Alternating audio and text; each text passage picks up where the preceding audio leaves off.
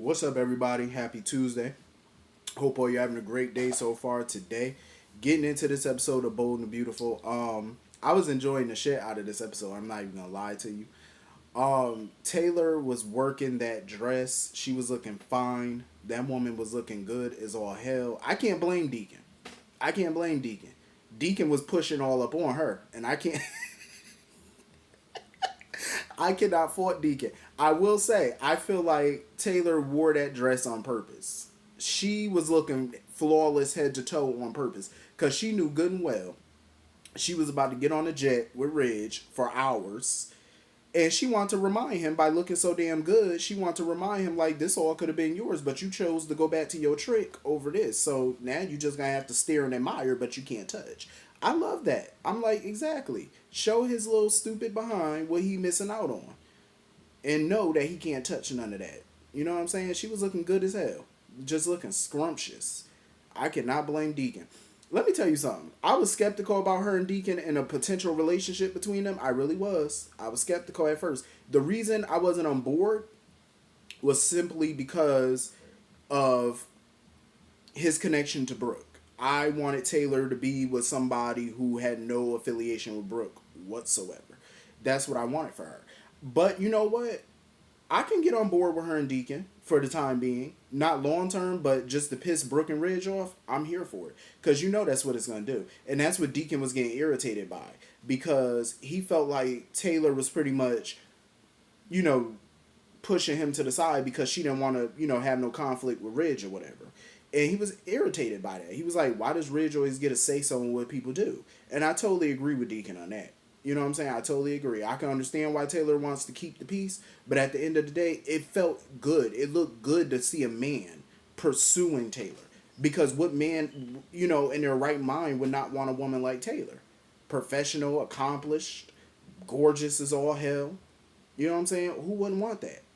A very loving person. Who wouldn't want that? Come on now. You would love to have a woman like Taylor on your arm. I'm just saying.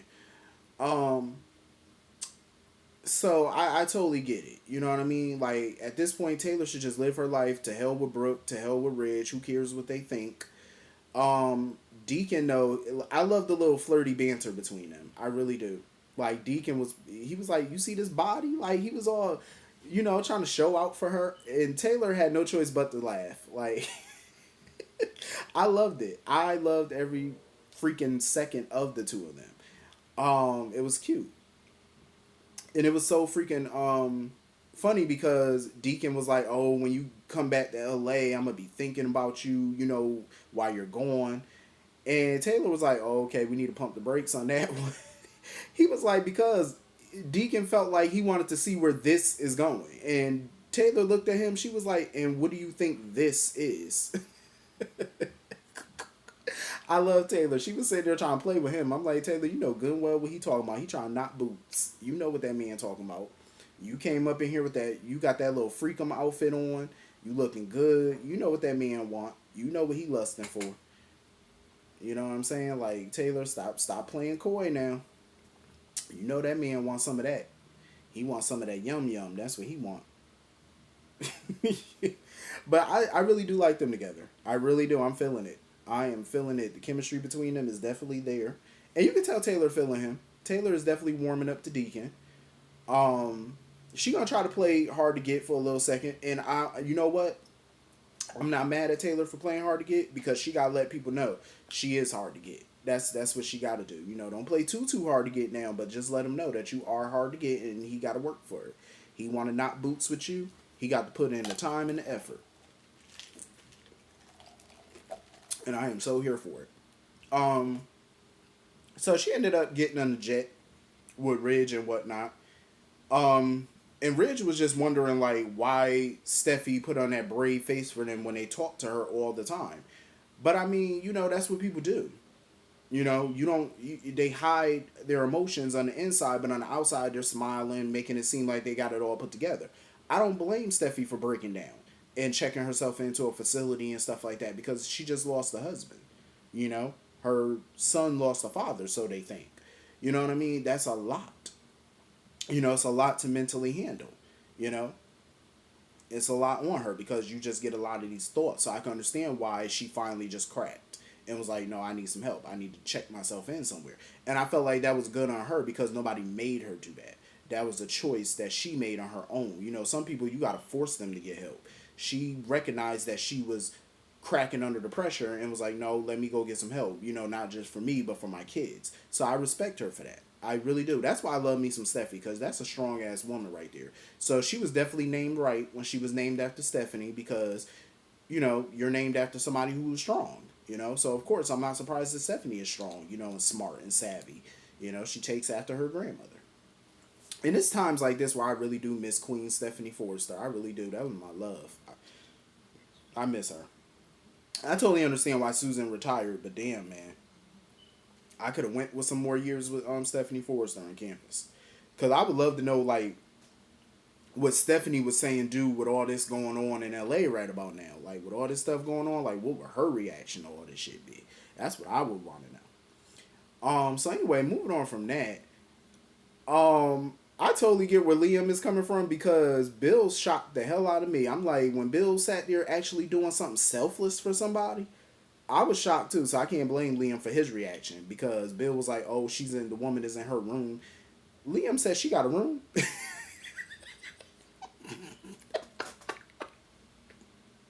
I totally get where Liam coming from, because Bill and charity or Bill and selfless don't go hand in hand. Like, let's just put that out there. Because Bill's sitting there talking about something, oh, I'm selfless. Talking about, I've donated to charity before. I've donated to the Forrester Foundation. I agree with Liam. I'm like, first of all, you only did that shit to be petty. And he did. He only did it to be petty towards Rich. That's the only reason. But it is good to see Bill doing something nice for somebody. You know what I'm saying? Like somebody he don't even know. And I'm still surprised that he never met Lee before. I'm shocked. That they never crossed paths at all. Like during the time she was in LA. I could definitely see Bill and Lee getting together. I could definitely see it. Because I could see that he's going to start to care about her. You know what I'm saying? And it's time for Bill to move on, in my opinion. Do I like him with Katie? Yeah, but I mean, that's a slow moving train. He's been trying for a while to get her back, but, you know, to no avail. So I say move on with your life. You know, if you find a new boo, why not? And, you know, Lee and Jack are obviously on the out, so they're done for. So I say, why not? Let Lee, you know, get her a little romance. Every time Bill mentioned his sons, Lee would run out of the room. You know what I'm saying? And Bill noticed that, you know, and that's why he tried to help her, because she was just agitated all the time. She kept having these flashes of memory. Liam, of course, was weary of this mystery woman, because he was like, what if she's, you know, a drug addict or she unstable? Bill was like, shut your ass up. She can hear you. It might be a big mansion and stuff like that, but you don't know, you know, who lurking around what corner. And Lee Shore was sitting right there listening to their conversation. But Bill was funny as hell. He was like, my Spency senses were tingling. I said, Bill, go sit down.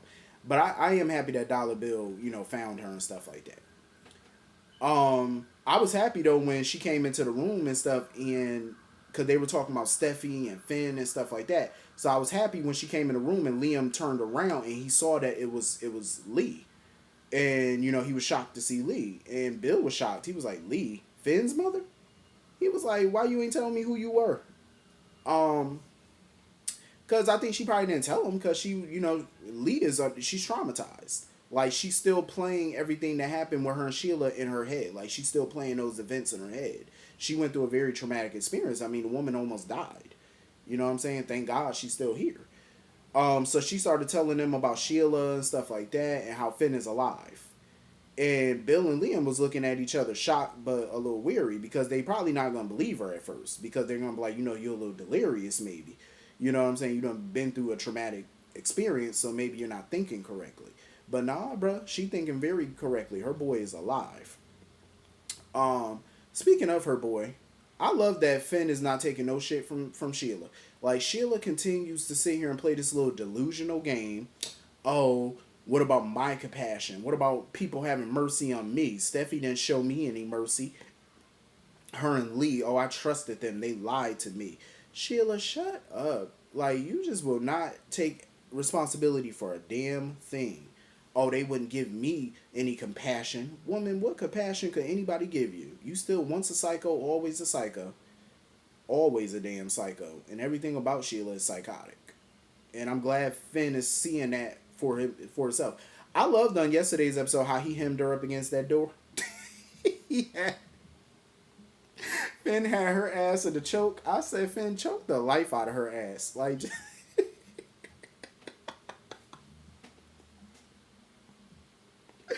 like just choke the bejesus out of her. I am so tired of Sheila and her foolishness. Oh my goodness. Like, he kept begging and pleading with her. Like, because he doesn't know that Lee is alive. He think Lee dead. So he kept begging and pleading with Sheila, like, you done took my mother away from me. He said, shit, let me have my wife and my kids back. And I totally agree. Like, you took a lot from that man. And she keeps saying, well, you're not fit. You're not ready. When is he, even when he is ready, she's still not going to let him go. Because she already know what time it is. She going to go back to prison and she's going to lose him all over again. So in my opinion, I feel like she's going to prolong his recovery as long as she can. Or keep him in that bed for as long as she can to spend more time with him. Or to get him to come around to her crazy way of thinking. That's just how Sheila is. The chick is nuts. But I love that about Finn, though. Finn is ready to get back home. He said, listen, I need to get back to my woman. Like, I ain't got time to play these games. Because, Finn is just tired. He's like, listen, I need to get back to my wife, my child. I ain't got time to play with your silly ass. And I'm not mad at Finn, because she's a simple-ass woman. So anyway, that was pretty much the whole episode. Hit the comment section. Let me know what you all thought. And I will see you all later. Have a great day. Peace.